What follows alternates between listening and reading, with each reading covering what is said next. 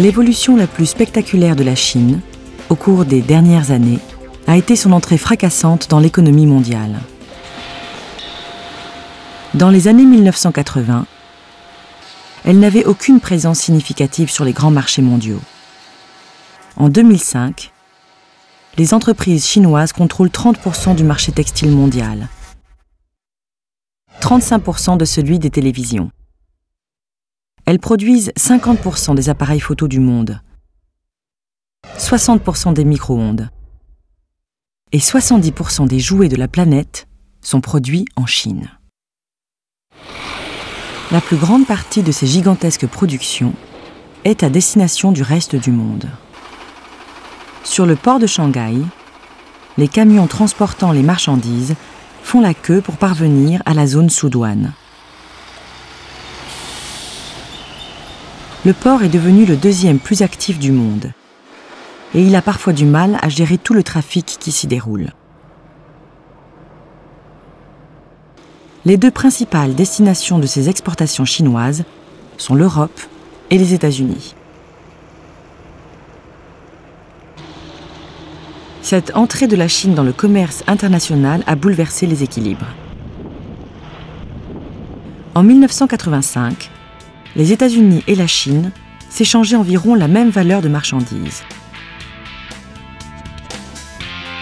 En 2005, quand les États-Unis vendent pour $1 en Chine, la Chine lui en vend pour 6.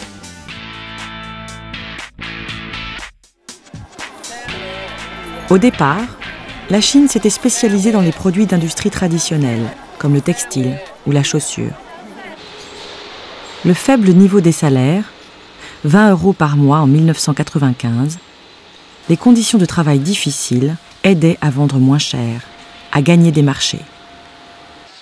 Aujourd'hui, la situation a évolué. Les salaires ont augmenté. La durée de travail légale a été fixée à 40 heures. 2 à 3 semaines de congés payés sont prévues. Mais la machine à fabriquer et à exporter est lancée. Avec une habile gestion de sa monnaie, la Chine parvient aujourd'hui à s'imposer sur les marchés mondiaux et à accumuler les capitaux. Pourtant, certains remettent en question cette stratégie de l'exportation à tout prix. Ils soulignent que les besoins de la population sont énormes, surtout en milieu rural. Dans les campagnes, c'est souvent avec l'eau des rivières que l'on fait la lessive.